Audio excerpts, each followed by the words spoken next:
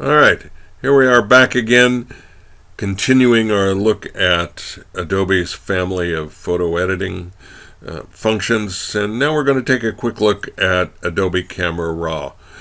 Camera RAW is where the conversion from an unprocessed file coming out of your camera into a raster graphics file, which we can edit and do all of our modifications to. This is where it all takes place.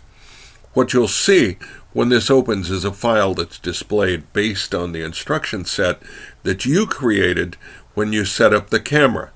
The actual recorded data has not been affected in any way. You're just seeing it based on the display instructions. But when you make changes in Camera RAW, you're going to create an Xmp file. This is a file of the same name that houses the new display instructions based on the changes you made, but which leaves the original RAW file unchanged. This allows you to have two files in the folder with the same name, but different extensions.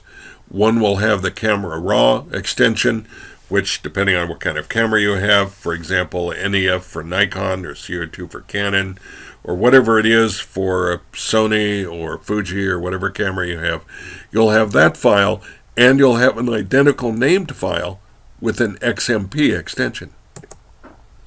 By default, when you open a file in Photoshop, it's going to open the file using the XMP instructions.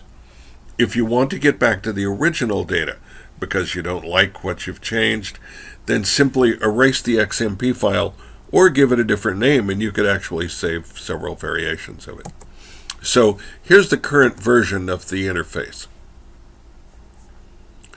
It's going to open in a big preview screen, and there are several important parts of it you need to take a look at. Across the top is a toolbar with all of your primary tools. Over here is a set of icons leading to different modification windows. Below that are basic adjustment sliders, and this is a dynamic menu. This will change depending on what tool or what modification set you've got available at the time. Down here are rendering specifications. This is going to let ACR know how to open the file in Photoshop when you're ready to do your finish editing. So let's take a look at some of these and go through a process. To start, if you have a true neutral tone in your image, then select the eyedropper icon and click on that neutral area. It'll adjust the white balance for you, virtually as if you had done a custom white balance in the camera. Unfortunately, if you click on an area that isn't truly neutral, you're going to get a very unpleasant surprise with some bizarre color on the screen. So you want to make sure it's truly neutral. If you don't have a really neutral area, but you really don't like the color cast of your shot, then use these sliders over here. You can adjust the white balance set, you can adjust the color temperature and tint sliders. All of this is going to allow you to change the color and get it exactly or closer to where you want. Then you may want to remove any lens distortion that's going on. So click on this icon that looks like a little lens. It will open up this window. If your lens is not recognized from the camera's metadata, you can select it from the drop-down list. If it's in ACR's list, then this will open up ready to go and virtually make the changes automatically. You can further control both the amount of distortion that's happening and the amount of vignetting with these sliders. Once you have the lens correction set, now we can get on with our basic adjustments. Assuming a good capture, those adjustments, as you need them, should be done in this order. Number 1, exposure. Do you need to lighten or darken the image? Then go down to the highlight slider. In older versions of ACR, this was called a brighten slider. What this will do is bring the very bright highlights down. Assuming you haven't clipped them entirely, this may put detail back in things like these bright clouds in this shot.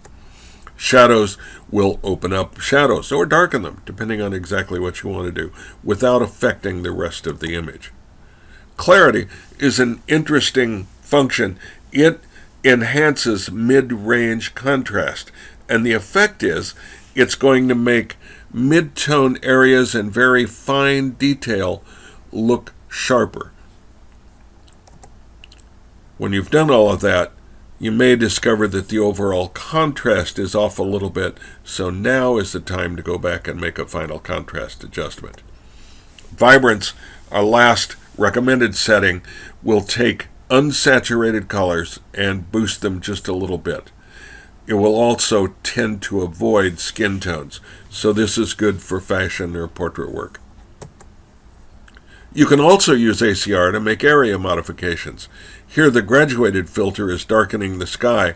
It's acting just like a graduated neutral density filter would on the camera.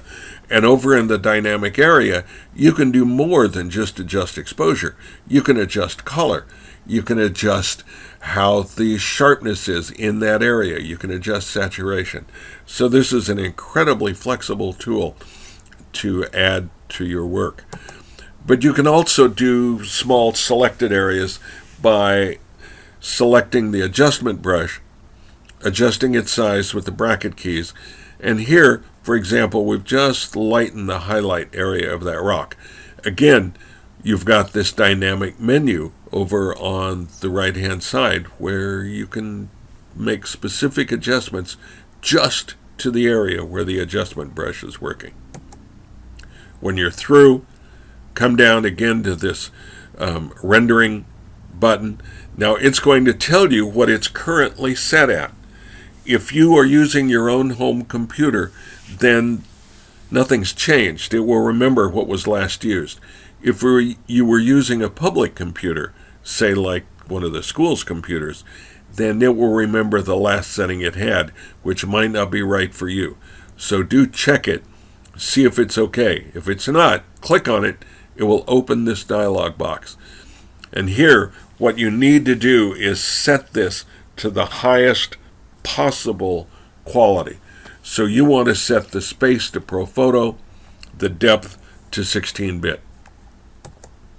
Then, back in the main window, when you're ready to send this to Photoshop, click on the Open Image button, and it will open this in Photoshop, ready to edit. If you didn't like what you'd done, you could cancel it. A little later on, when we talk about batch processing, we'll see what these other buttons like Done are going to do for you to allow you to batch some of your work. So now it's time to go to Photoshop. See you